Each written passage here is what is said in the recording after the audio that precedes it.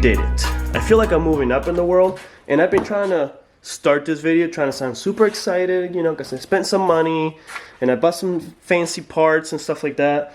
But what I'm trying to say is, let me just show you real quick. 5'3", okay? Let me explain. 5'3", $300 motor, $400 short block or long block that I got naked. If I blow this up, it hurts, right? The LY6 that I blew up before this, $750 short block, blew it up, hurt. The one before that, it was a $500 short block, hurt it. It fucking hurt. You know, it's money. But this is really gonna hurt if I blow this fucking thing up, because it was a lot of money. I'll probably quit and start riding bicycles, I'm not gonna lie. Full rotating assembly, stroker 408 from Smeding Performance. I hope I'm pronouncing that right. They're out of Texas. They were extremely helpful with everything.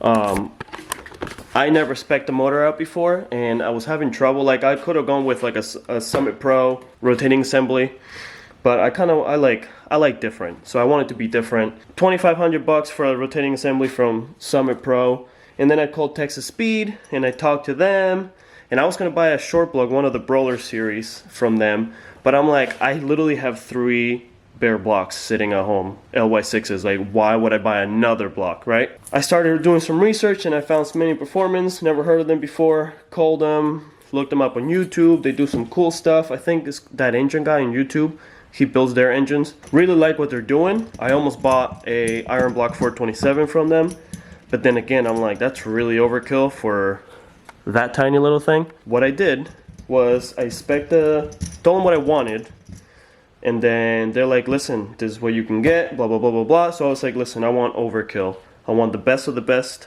parts that you sell for an LS, right? So that's what I did. That's what I got. Not trying to make 1,000,000 horsepower, but the car's happy at like 850, 900, and that's where we're going to try and keep it. But it'll be overkill, and I don't have to worry about putting a fucking hole in the side of the block. I mean, I still have to worry about it, but not really like you would in a SBE, right?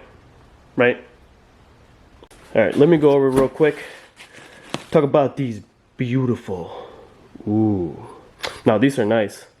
This is my first time ever buying something brand new. I always gone with junker stuff. So, we have here 10 over. I don't want to go crazy, so I went with 10 over. These are really nice. 5cc dish. I wanted to keep the compression up. So if we do get a really big turbo, we can spool it pretty quick, or try to. If not, we can add some nitrous. But yeah, we got some JE pistons here. We got some rings and stuff like that. I don't want to take everything apart because I got to package it all back up, because obviously we got to bring this to the machine shop. We also have Smeding Performance. They make their own rods, I guess. I was reading about it. They have cool stuff on YouTube and on their page. ARP hardware. So hopefully we got 8 in there. I didn't count. Stroker 4.0 crankshaft forged. So that's pretty cool. I don't want to take it off the package. I've been keeping everything sealed up, as you can see. Kind of got beat up from moving it around. We got link bar Smeding Performance brand lifters. We're not messing with shitty regular lifters anymore. These are super cool. A lot of people are running them. We also have some King bearings here. Let's hope these don't go bad, right? Rod bearings, of course. And then we have here, these are main studs. And then we also have Pro Series head studs to keep the heads from lifting, because hopefully we'll run some pretty serious boost and we can make 1,000. I'm just kidding. I don't need to make 1,000 horsepower. It'd be cool to make 1,000 horsepower, right? Just to be like, hey, I got a paper, made 1,000, you know, have some respect, put some respect on my name. So yeah, I am really excited. I'm trying to be excited because this was about $3,700 compared to everybody else's. Who is texting me? What the heck? Compared to everybody else's $2,700 rotating assembly. The only difference is like these have the thicker wrist pins and the better pistons and stuff like that. So that's why, oh my god, I don't know why I'm keeping the camera so close. But yeah, we went with the best of the best smeding performance could sell. We still have to get cam bearings, but I'm bringing this to Miller's Engines, right where I live here in PA, and I'm just gonna have them get whatever cam bearings they have in stock. And yeah, it's pretty exciting. Hopefully we get this built this winter.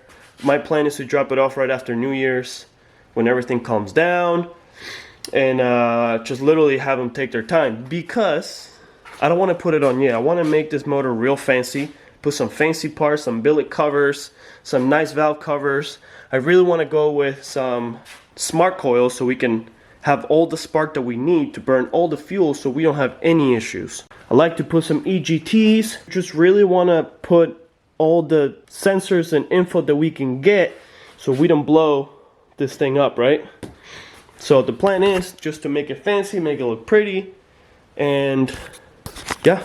But for now, we're gonna keep running this 5.3 because it's running great. It seems to have really good oil pressure still. Sorry, it was a lot of talking. Oh, Matt got me a pass-through from this company that I can't remember. I'll put it in the description or up here somewhere. But yeah, this is pretty cool. It's for the harness to put on the firewall. It's a billet piece, 2-piece, so you don't have to go crazy drilling massive holes and everything on the firewall.